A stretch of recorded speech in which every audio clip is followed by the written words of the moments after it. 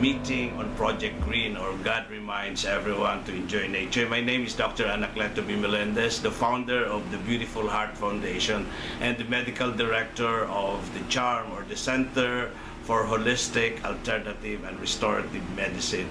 And with me is another advocate for Project Green. I would like him to introduce himself. Sir, good afternoon. Hello, my name is Dan Lutz.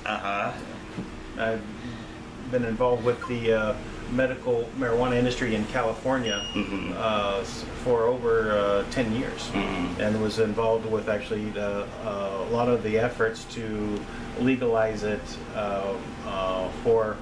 in communities by creating regulations for it and helping the cities draft regulations. Well, I also support groups, nonprofit organizations in the San Francisco Bay Area as an advocate for the medical use and even recreational use of marijuana. The last 10 years was very exciting, especially that I have discovered that some of my associates are already in the business. But for our viewers, let us just give them the background or how it was legalized in California, particularly. Well, Proposition 215 was passed. And this was 1998. Okay. And then they were, well, I'm sorry, 96. By 98 is when it actually started to get the first doctors writing scripts. There's no prescriptions. It's just scripts. Okay. Because prescriptions are federal, right? And so you couldn't have any sort of prescription. So you have to write a script, basically just a doctor agreeing that it's good for you. And that's all it was. And if a doctor agreed, then you could basically go ahead and grow your own or collectively grow together with a group. And that's why they call it a collective of patients. And that they would then grow together and then dispense the medicines to themselves through dispensaries. And back then, can you mention those medical conditions that would benefit out of the use of marijuana?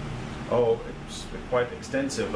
Pain, nausea, inflammation, the people with glaucoma, they would be using it as well because it reduces the swelling. Also, MS, multiple sclerosis, it actually is pretty much a miracle on how much it would actually affect them. Because and literally, you could actually cure multiple sclerosis. Right. But this is one of the things that does not come into the Western medicine, because curing something does not mean there's a lot of money in it anymore. So they just keep treating and treating and treating. But the poor people that have MS, it's basically just it's not a neurological disorder from the standpoint of that they can't find the solution, the problem with it. It's basically too much iron deposits being left in the brain, and that short circuits the brain. Right. And so a German team actually figured out a cure was actually just like they did for the angioplasty for the heart. Well, they just did it for the brain and actually increased the blood flow. And what does marijuana do? It increases blood flow. Yeah. And that's why it actually would take people who were basically like a piece of furniture, not even able to move, and within 20 minutes of having oil, they actually have blood flow that creates enough brain activity so that they can actually function properly. So there was many things. Cancers get dissolved by it because there's a particular chemical that your body is missing that tells the cells to self-destruct. And those cells would actually go ahead and look for that substance, and they won't have it, so that they'll have it. But it's in the marijuana. But you have to create that medicine by the oils from the plant. Right. And sometimes it's also by not heating it, depending on the particular element. So heating creates a different types of chemicals in the plant. So if you're going to have heated or non-heated oils, there's different effects based upon what you're looking for. So there's so many different uses for it. But a lot of but with last year's election, I think they added recreational use. Yeah, California became recreational. Yeah. And I have a very good friend who's a addiction medicine specialist, and for years he was giving me the white papers from the yearly meeting that they would have. And it was funny to watch it transition over a span of 5 years from where it's like the old line is it's horrible, it's the worst thing in the world, it's going to kill you, everything the worst. Yeah. And then it changed slowly to the point after 5 years it was it should be readily available as aspirin. Right. No doctor should be involved in even telling people they need it or not. And any side effects there are far very minimal compared to any of the benefits that come from it. So they completely flipped over in a period of 5 years, and so there's a particular amount of push to reveal the medical benefits of the plant. But now it's all switching to recreational, right? Because it's actually much more beneficial as a recreational product than it would be, say, alcohol. And alcohol has been the main problem. Right. Alcohol has been... Especially if combined with... Well, combining it, yeah, it was pretty funny. When I was in high school, I used to see these DARE commercials that they'd show all the kids, right? And so it was pretty funny. It said, here's an obstacle course, and you have to drive your car through all the little orange cones, and then you have to drive around. And they'd say, okay, now here, have a shot of whiskey, all right? And you drink the shot, and you drive around, no problem, all right? Oh, have another shot of whiskey, okay, drive around, okay, no. Here's a third shot of whiskey, right? And then they go, oh, and they kind of bump or graze one here or there, and they said, okay, now smoke this joint. And they smoke it up, and then they run over all the them. So what did that show? They're just creating fear about this plant, when this plant was basically, it's just a plant, and it's used... Just another herb. Just another herb that you get benefits out of so many other herbs. This one just happened to have a lot more of the same chemicals that your body uses. So the chemicals, for example, that are used... But in my younger years, I also hated marijuana. You know, in my college days, I thought it can create hallucinations or even aggression. Well, most of the problems that come out of that are associated with marijuana use are actually not from the marijuana. It's from the way it was grown. Because of it being illegal, people would have to hide how they do it, and it was so much value in the product that if it was infested with with insects or anything to damage mold, they would use such chemicals on it to kill off the insects or the mold, and then that chemical was what was causing the hallucinations and the other thing. Yeah, there is an effect from THC. Yeah. But that effect is exactly the same chemical that comes from laughter. So when you laugh, the same. You create that same chemical. So why is it illegal to laugh? Right. I can't answer that question. What about aggression? Well, we were talking people about can be aggressive without even taking anything. Well, it's pretty fun. I remember, and I used to go to the Los Angeles City Council because I was the president of the Los Angeles Collective Association, and we formed this group to actually interface with the government. And I remember at one of the city council meetings, the chief of police stood up and he basically said, we have no problems with people that are using marijuana based on violence. It's the people who drink. The alcohol is where the problem comes in. Yeah.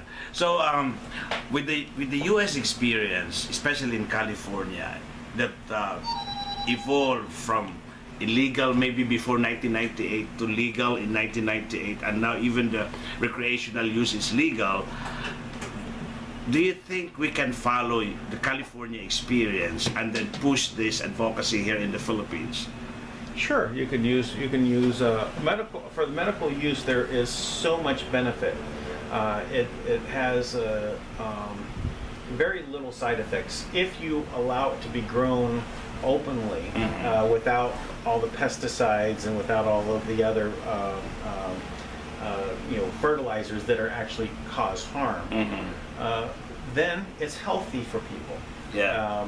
So there is no real addiction to it, because anything that's there is no effect of being addicted, so there's not a problem along those lines. A lot of people confuse it with addiction because people like to laugh, and so people want to have more of it because of that reason. So there is a very good reasons for the standpoint of having it for food, for fuel, for clothing, right, for medicine. And so there are so many uses. So many uses. I mean, if you actually, this is an interesting fact, that when Henry Ford created the Model T Ford, the first automobile off the assembly line, right, it ran off of marijuana. Wow. It didn't run off of gasoline. Really? It ran off of actually so it can be biofuel. a source of fuel, huh? Wow. Yeah, it actually, and the panels were made out of the fiber was used, because the fiber is very strong. Even the U.S. dollar, if you take the dollar, it's actually made out of cannabis. Oh. So those fibers in there are so strong. Like it's a paper, huh? Yeah, and they export that all over the world. Other than the United States, can you mention some other countries that the use of marijuana is legal? Well, in various, I was actually in Sri Lanka. Sri Lanka actually has it legal for medical under Ayurvedic, and so does India. I know that a lot of other countries have the other form of what is known as marijuana. So marijuana has different strains. So the ones in particular that have been quote-unquote illegal are indica and sativa strains. But rudialis is one that is very low in THC, is used in a lot of the countries that, such as China, Romania, where they grow it for the actual for the other process, not for the medical side, but for fibers and for fuel. But I know in the Philippines, even way back in the early 80s, or even the 70s, I remember where I grew up in Mindanao, and in the mountains in Mindanao, especially the ones that are cultivated by the Muslims, they grow marijuana in the 70s and the 80s. I am not sure what kind of variety are those. It's probably sativa is the variety that's here. But during that time, every now and then, we would hear of raids that the military would burn and Yeah, but this was all put together because the U.S. basically made it illegal in the whole world. And that's also the reason is because of alcohol. It was actually back in the 1920s that the Anheuser-Busch company started to know that we don't want people using using cannabis, because they actually did a bait and switch. They tricked the whole world by saying that, well, there's a really bad drug from Mexico coming to kill your children in America. Now everybody grew cannabis. Everybody, all the farmers across the whole U.S. were growing it because it was a very valuable crop. Even our founding fathers in America, George Washington grew marijuana, and he smoked it. Famous pipe smoker. He didn't smoke tobacco. Wow. And we know this from his memoirs. But no addiction, huh? No, it's not. Well, it's funny. My doctor friend, who is an addiction medicine specialist, the very last time I remember, he came back from the conference, and he said, "We think there is an addiction, but it's very slight." And I said, "Well, what is it?" He said, "Well, it seems like when people stop using it, they get very irritable." Right? Or that could be withdrawal symptoms? Well, he was saying that it's like withdrawal symptoms. And I said, well, maybe they were irritable before they took marijuana. Oh, okay. Yeah. And the marijuana stopped them from being irritable. Yeah. It's possible. Yeah. Well, I know that for a lot of women in their cramps and their menstrual cycle, that they use marijuana, as part of the prescription. What their script from the doctors is they'll say, well, they'll get marijuana because it will relieve the cramps and also make them less irritable. Well, I can relate to that because I remember when I was 10 years old, I had this abdominal colic one night, and my father had a a plant of one plant, and it was bearing like seeds, or I don't know if you call that seeds or flowers. So he boiled that and asked me to drink that piece of seed or flower, and in a few minutes the abdominal colic was relieved. So that's why I said there is really something that there is a medical benefit out of marijuana. Every society in the whole world used it for medical purposes. Even when it was first started being made illegal in the U.S., it was the American Medical Association was saying, no, we use this, right?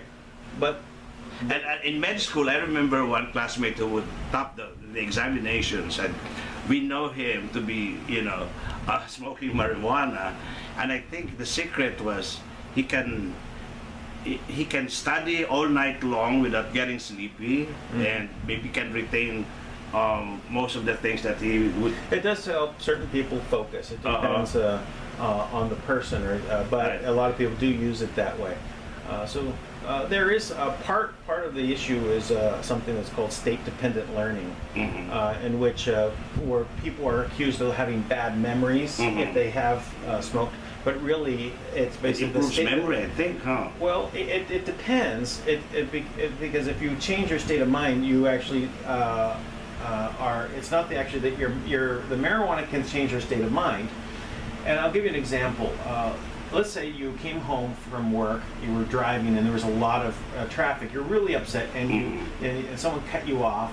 And you came home and you took your keys and you threw them in the corner of the room, right? And you were upset. Right. Later on, you cool down, you're ready to go out, and you say, "Where's my keys?" Right? Except remembering. You can't find them. And then you said, "Well, what was I doing when I came home? Oh yeah, there was so much traffic. Oh yeah, I was really upset. Oh, my keys are over there." Yeah. You remember the state of mind you were in, and you start to remember. So that's one of the issues that they found with marijuana is that there's state-dependent learning. So if you are used to, like there are a lot of people in college that will use it. So literally they would have taken marijuana also when they do their test, right? But the problem there is, especially in the Philippines, it's considered illegal, and you get subjected to some drug test, say for pre-employment purposes, or sports. It's easy to detect in a urine test and even blood test. So that's the problem when it is perceived to be illegal and easily detectable through the urine and the blood. So users can easily be caught. Yeah, it's true. Yeah. So the effort should be to push for the legalization of the use of marijuana. Well, I would think it should be legal in the whole world, and there should not be any restrictions against it, like there were no restrictions against it 100 years ago. Right? This really all started in the 70s. Yeah. And maybe universities and colleges should do more research on, maybe there's hope for the use of marijuana for autistic children. Here's one major fact, and why it's actually illegal for it to be illegal. In the U.S., it is a Schedule I drug. Schedule I means that there is no medical benefit, none whatsoever. And in fact, you actually have to test everything that is a Schedule I drug periodically to show that there's still no medical benefit to any of it. But marijuana was never tested. Never tested? Never tested. Okay. And in fact, if any universities tried to create a testing program for it, they would deny them funding. They literally stopped it from getting off of the Schedule I drug list. So, and there should be no reason why it's illegal in the first place, because they never tested it to put it on the list to make it illegal. Yeah. Wow. And then they forced the rest of the world to basically comply. So what with you're something. saying now, it's a long shot to have, Oh no, I'm not saying that's a long shot. In fact, you have more than 50% of the United States has made it legal. It's probably, I think, 53 states or 56 states. I know it. I'd have to look it up. I've been out of. But I think now that it's really can you imagine, since 1998 it's legal to use it for medical purposes. I'm sure there's so many studies being written right now, maybe published. There are, but there's still a lot of apprehension to getting involved. Any doctor that wants to put his name behind something, then he has to basically, be sure that is there a stigma? There's a stigma to it. Yes, definitely. So this doctor who was against it, but his wife had such bad rheumatoid arthritis that there's nothing he could do. And so he heard that there was benefit in the actual green leaf of the plant. Yeah. Not the flower, which is what you get the oils and people use for the medical, mostly use it for that purpose. But it's more of the leaf. But this green leaf, you have to actually have it raw. You cannot use heat. You had to, but he found out that it helped his wife so much he published a paper on it. But then, someone that I knew, she was 35 years old, bedridden from rheumatoid arthritis.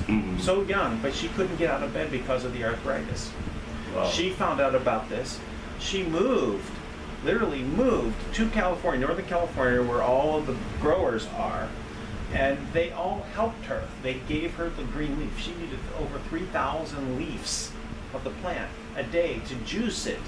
Wow. In order, within 3 months. Fresh leaves. Fresh leaves. No need for drying. No needs. And there's no high effect from that. No THC that's getting into her system, because even if it gets into her system, since it's not heated, it doesn't have that high effect that you get from laughter. But still has an analgesic effect. It does. And so I wonder if it will also work for people with Parkinson's disease. There is some also evidence that it does help with that as well, but Parkinson's disease has other issues that the cause of that, right? Yeah. So, but it can help alleviate some of those problems.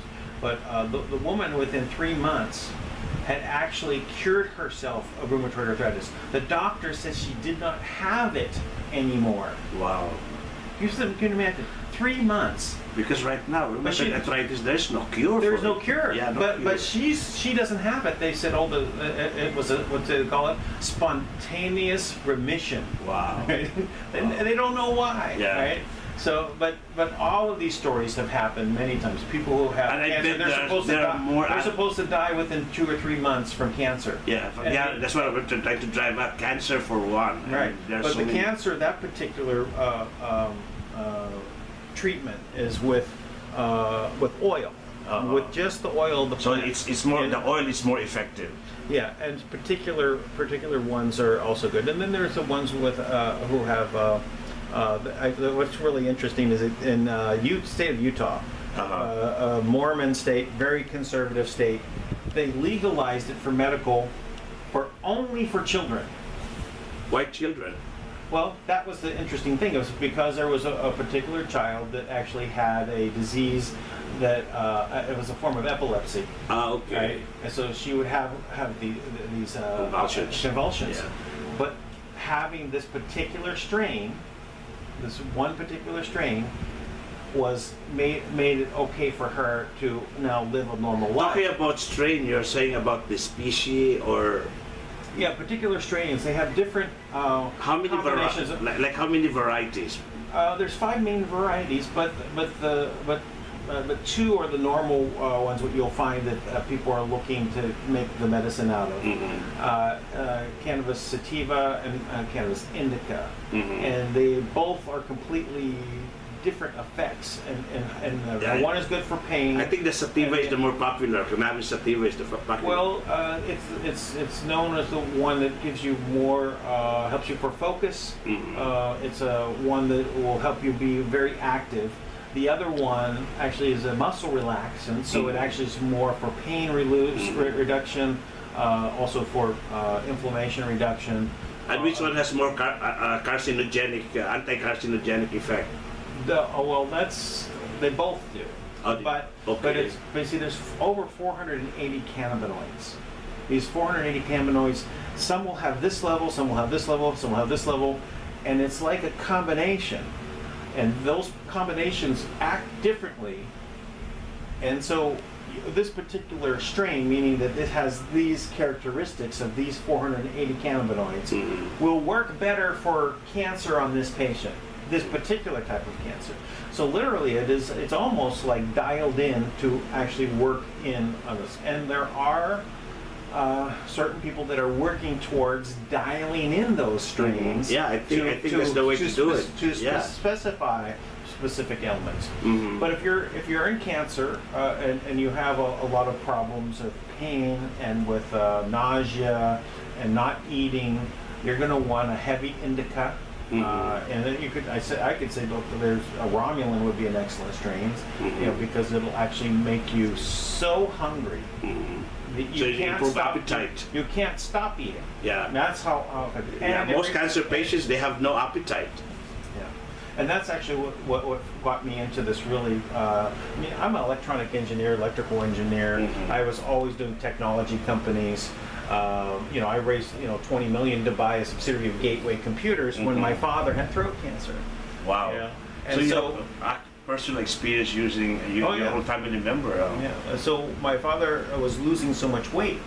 I said, well, I know from my experience in high school about the munchies, right, that this would be something that would be helpful. So I took him to the doctor, the first doctor in California, Dr. Eidelman, and he had his note for allowing him to have it. And so at that time, What did you use, the leaf or the well, I actually created oils for him. I actually started helping more people as well with different types of oils for their ailments, like the woman with MS. That was actually the woman with MS. Yes, I knew it would help my father, but it wasn't really attacking the cancer as much as it was. I know it probably helped him with that, but my purpose was to help him with his weight loss. He was lost so much weight. But with the woman who had MS, literally that was the miracle.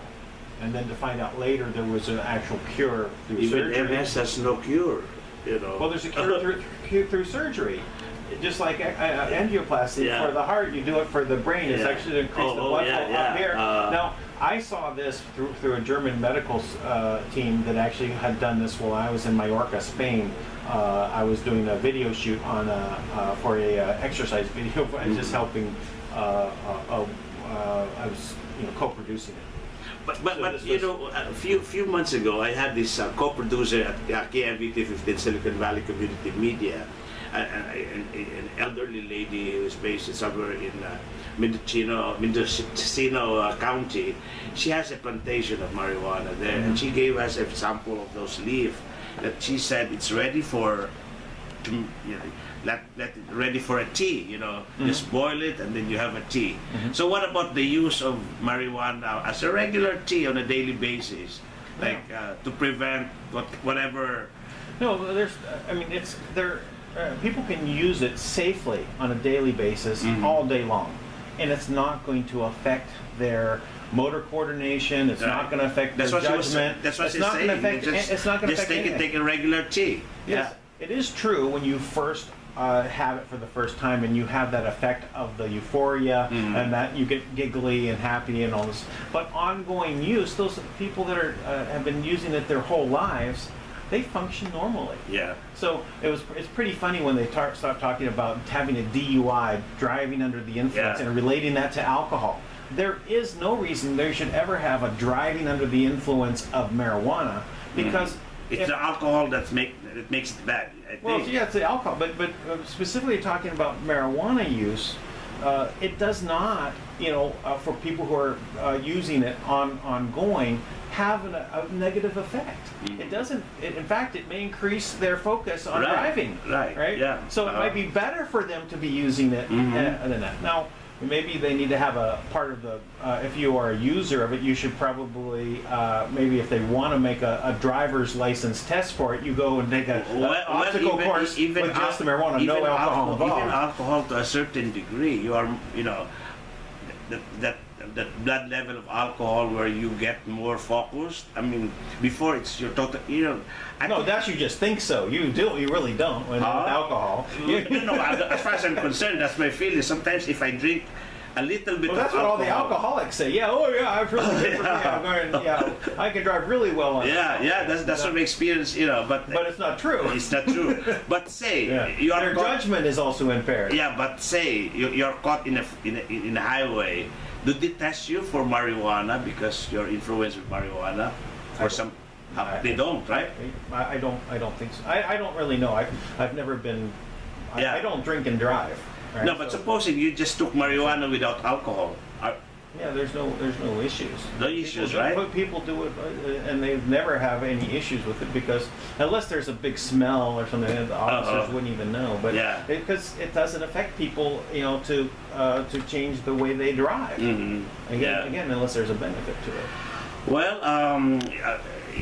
I think this kind of presentation is really to educate our viewers that, you know, it's a myth that marijuana is a bad. Right. And anything that is bad related to it comes because it was made illegal, and then they have to grow it and put these bad fertilizers and pesticides on it that actually cause the problem. Now, I am both an American and Filipino citizen, and you've been here in the Philippines for a while, right? Was there an initiative here on the part of our lawmakers in the Philippines? Yeah, I believe in Isabela, the congressman up there, was trying to, you know, push through a bill to legalize it. Oh, okay. And I mean, was this? I mean, years ago? No, I think it was about 2 years ago, something like that. Okay. Yeah. Yeah, but so in other words, Fairly recent. But the funny thing is that America had made it illegal everywhere, you know, has now, you know, more than 50% of the states, and it will probably be legalized completely in the U.S. within 5 years. It's just Yes, politics at right. this point. right? So why should the rest of the world still follow this? You know. Well, I'm hoping and that look the how many people- Duterte administration would be more proactive in terms of looking into marijuana, as it is not an illegal drug. I know they're very there is the war on illegal drugs in this country is so big that included marijuana, but I think the problem in this country is more of the shabu or the poor man's cocaine than. That's what that stuff is what really harms people. And that's you the know. one that they would say would shrink the brain. You shouldn't. know? You shouldn't put all these resources, you know, putting people into jail, Right. and all these resources to stop marijuana when it actually has no harm to society. And you should focus on those things like shabu, right? And that's really what really is a tragedy for those people who get hooked on those. Yeah, but That's right really now the- marijuana, because still in the Philippine laws, still part of those illegal drugs. So Sure, yeah. maybe it's a long shot, or you know. Well, why would the Philippines want to keep putting so much money into, you know, enforcing something that it was based on a lie? Right. That it was a lie it's a pushed by myth. the alcohol Yeah, it's a myth. Yeah. The alcohol industry started this in America, and they made it and they pushed it out across the world. And what causes harm is the alcohol, right? How many people get addicted to alcohol? A lot of people in the Philippines. Right. Yeah. Right? And they would have no bad effects if they were actually using marijuana instead, and that's why the alcohol industry went against it, or starting in the 1920s, was because they knew What about the people that were using it didn't drink. What about smoking marijuana and smoking nicotine? Would this, in terms of Smoking getting anything is not lung really cancer? Yeah, smoking anything is not good for you, right? So So it's better, you know, that you actually eat the marijuana. So the marijuana should not be. Now, I know. I guess with the there's a lot of people knowing that the tobacco products are really harmful and really addictive. Yeah. So we would just push for the use of oils, the leaves as a tea or You know, juicing. I just, you know, completely just deregulating it, getting it out, making it legal. Just get it out of the realm of being illegal and let the industry develop. That and then you could export so many products. You know, Philippines is wonderful for growing foods, Yeah. right? So this is a great food. Where you can literally focus on growing, it has protein in the seeds. The hemp seeds are very beneficial for protein. Actually, can help a lot of people for just substitution for protein. And then all sorts of things come out of the fibers. One of the reasons that there was a conspiracy to literally get rid of the plant was from the chemical companies, because they wanted to make nylon rope. And the number one rope still today is really hemp rope, right? Because its fibers are very strong, and there's a lot of problems with nylon rope, plastic rope. And then the timber industry and paper, because cannabis was used for paper, and then clothing. And so the cotton companies were against it because. So all these companies said, hey, if we get rid of this one plant, we all do better. Right. But say the industry will flourish. Is it easy to grow? I mean, it's a weed. It's a weed. Just, yeah. No need for. It grows anywhere, huh? It grows anywhere. Yeah, and you literally can use it to actually fix soil that, because its roots are very pervasive. So you could literally grow one crop, right, and then the next year change out that crop, put marijuana in, and it would actually heal the soil. Wow. Just a crop rotation. This is an old technique. So right now we go in and we use fertilizers, right, which are again harmful to the land, right? It basically, you keep. So there's really potential for the marijuana plant, huh? I mean, yeah, it's a miracle plant. Yeah, it's a miracle plant, and used for so many things, and there's so much benefit. And then why are you using all of these resources when even from keeping people in jail for it? In America, it was I think 800,000 people a year arrested for something like that. So think about all that you have to release them and expenses wasted on just going after something that is no harm to society. Yeah. Looking forward to talking to our lawmakers here to start. I'm happy to talk with any of them. And maybe they will call you for a Senate hearing or something. So I'm happy to go there and explain it to them. And yeah. There's several very responsible groups, doctors and even chemists and others that are really can talk about what's the uses and what's behind it. Yeah, but our problem here is the big pharmaceutical companies that would prevent.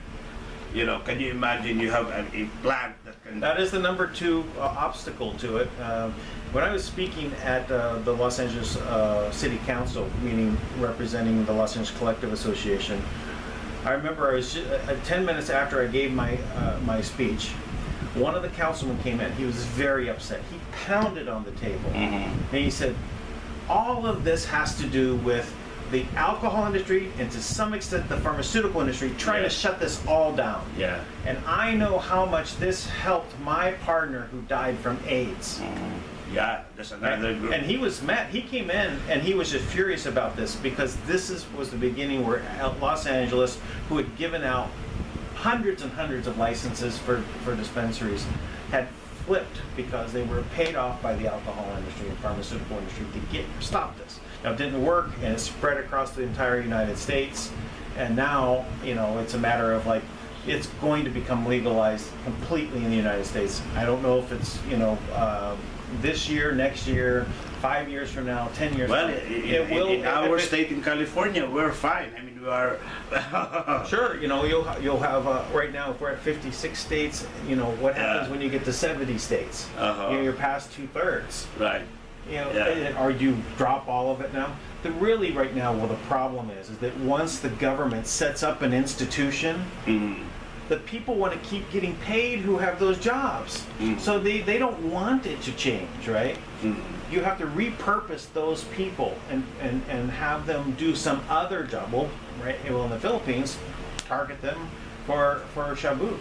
Yeah. Right? It's a livelihood for people, It's a livelihood. It becomes a business. And, the attorneys, the whole court system, all of them get money because they're doing this.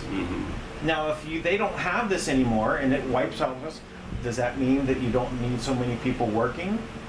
So Yeah. you lower you get rid of some of those people. So that's some of the political issues that are attached to when you build up a whole infrastructure to go after something and make it illegal. And a lot of wasted money. And that's more of the wasted money, but now people's livelihoods are attached to that. So you have to, handle that piece.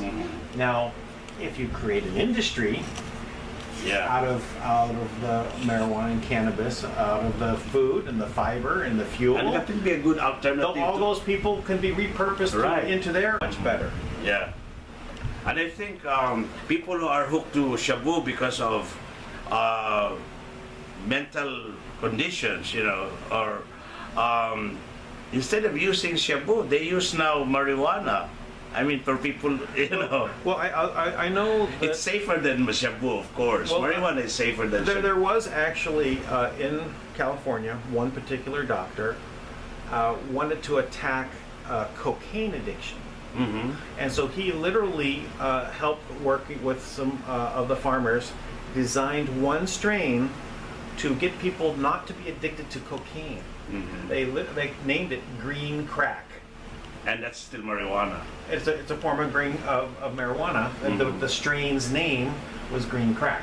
Now, I remember in the dispensary business, they made a lot of people say, "Oh, don't call it that. That's a bad name." Well, it was. They don't even know the reason why it was called that. It was literally to stop people from being addicted to crack cocaine. But of course, the opponents of the marijuana use would come up with their own studies that marijuana can damage the brain, or they can come up with their own, Yeah, anyone can come up with any study to make anything, but it doesn't bear out in fact. So, the opposition comes from many different places. So even in religion, there's an opposition. Yeah. Well, let's talk about that. I mean, I heard you saying that.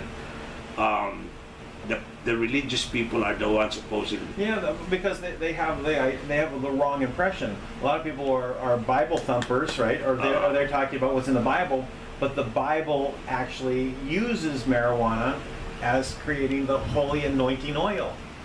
So it gives you the formula. The oil there is the marijuana oil. Yeah, it actually tells you. Well, it says there's a formula in there. You have to use this much olive oil, this much cannabasum. Okay. Translation: fragrant cane. Right, and it looks like cane. So it's biblical. And it has a very fragrant smell. The flower is very fragrant. And this is actually when they tested the Dead Sea in the Dead Sea Scrolls, where they found these urns filled with the oil, the holy anointing oil. And guess what? It has cannabis in it. So this was used religiously, but in the Old Testament it says that it's only for the high priest to use. So a lot of the religions will say, no, it's not for the general public to use, it's only for us. Now, not ignoring the medical side of it, right? Because But now that we have discovered that there's really a medical basis in using marijuana for most of medical conditions, I think. God gave us all of the plants, right, for our health and our benefit, and we need to use them to treat ourselves. So when there's, cinnamon has a use, right? Rosemary has a use, right? Spearmint has a use, peppermint, eucalyptus, all of these things. And so with the rest of what they call food as medicine. Yeah, and food. Nutrition in the food is the best medicine for us. Right. Right. Not McDonald's. Exactly. Anyway, since I'm proposing the Project Green, which is an acronym, God reminds everyone to enjoy nature, then probably marijuana is one of those very promising herbs that we will push and make it legal here in the Philippines. It's used. Yeah, there's actually someone just approached me about a month ago about joining them they're doing a federation for cannabis around the world, and because I'm also a cryptocurrency expert, and they want to actually tie a cryptocurrency into a payment system so that they can also use this for this federation. Wow! So it's another way of exchanging goods. I mean, yeah, sure. It's a way of stored payment. In other words, you would store your payment in here. if you had a bank account here, you transfer money into this, just like you have a gift card. But it's just held by cryptocurrency, which means there's a blockchain. Are there a lot of people into this? I mean, I heard of that a few years ago. I mean, there are some Filipinos into that kind of advocacy. Well, yeah, cryptocurrency is actually pretty big in the Philippines, surprisingly. Oh. And I didn't even mind. I said, I don't think it's easy to. You can actually pay all of your bills through cryptocurrency here with a company called coins.ph. Oh, okay. So you want to pay, and you can go pick up money that's in your cryptocurrency wallet, go down to Cebuano, or you can even buy Bitcoin at 7-Eleven. And they're trying to connect cryptocurrency with, in the event that marijuana would be legalized. Well, this is wherever it's legalized, wherever they're using, like in the U.S., they wanted to basically have people register and use this system, right, of stored wealth in a crypto form, so that they could literally go and pay for their things in this manner. It also eliminates. But right now, in terms of we have no studies yet in the Philippines. Say they will legalize marijuana in terms of exporting the product overseas. Well, that's what I was talking with some of the government people in Sri Lanka. They were very interested in using it as an export. They desperately need exports. They have literally very few things. So they're looking at anything that they could do. So this became one of them. Now they have the proposal that I gave them to use their Ayurvedic medicine and combine the doctors together so that they could literally increase their yield so they'd have enough for export. So this was something that they were considering. But any place that's that wants to look at it as export, it's going to open up across the world. But when? Is it if America flips next week, right? Who can supply them? Yeah. Well, right now it's Mexico. Yeah. Actually, former Microsoft executive, number two in the US, guy we don't have enough supply for the use of the Americans. Well, there's quite a lot of supply, but still everyone wants to supply it. So even Mexico supplies on the very low end, but they've been starting to try and bring up their standards, and the second in charge at Microsoft, the better quality has higher demand. Publicly, with the former president of Mexico, went there and said, "We're going to supply America," right? And they literally are saying this openly. They're going to build, the infrastructure to grow marijuana, to ship it across the border legally. Right. It's not legal now. Yeah, but they're already starting. Yeah, they're starting to prep the way. Whether it's 5 years from now or 10 years from now, they're ready. So it's going to take time for any country that wants to basically develop an infrastructure for this. This is an industry that is booming, and it's going to keep booming. I think it was $80 billion out of California. That was the biggest cash crop in California in 1 year. $80 billion exported from the California. So that's a lot of money, right? And the government didn't have any part of it because they made it illegal, right? So that was all illegal money. Now I think it's probably upwards of $500 million has been legalized from the standpoint. Maybe it's probably more now. Those numbers from 4 years ago. So it's probably much higher now. There might be billions of dollars now being collected in tax revenue. Yeah. And if the Philippines will open this and legalize this, there's a lot of revenues from marijuana. There's a lot of revenues. Yeah. And for all different products. Yeah. And well, being a medical doctor, I'm looking at it as a hope for people who cannot, are already hopeless in terms of using strong analgesics, narcotics, with the side effects of all these drugs. I mean, especially even for end-of-life scenarios where people are, they are going to die. And I've seen so many times where those people literally stop taking all of these heavy narcotics. And they switch completely to marijuana. They have better quality of life. They were able to interface with their family and loved ones while they're dying and be lucid, awake. Right. At least, so that they can express themselves in the end of life. Yeah. In which, when they're on the narcotics, they're already gone. Right. And they cannot interface with their loved ones. So all in all, there's so many benefits for legalization of marijuana. Even just the medical side is amazing. And research has not even started. I mean, looking into the use of marijuana for other disorders, neurologic disorders, autism. There's so many. There's so many. Yeah. And I think the trust should be to really push for more research. Yeah. Well, and hopefully we'll get more funding too. Research is going to happen if you've allowed for the industries to flourish, right? Yeah. You get out of the way, and everyone will want to do the research, Right. Because they want to find out which is the best one to do this, which is the best one to do that. Yeah, and we need people to fund the research. And that's no problem either, right? Yeah. Because as soon as you start this, everybody wants to do it. Anyway, thank you so much, sir, again for your time, and we might invite you for future, symposia. And, let's make sure. I think, as I've said in my announcements in my text, that I am dealing with an expert. That you are an expert in the field of the medical and the recreational use of marijuana. So this is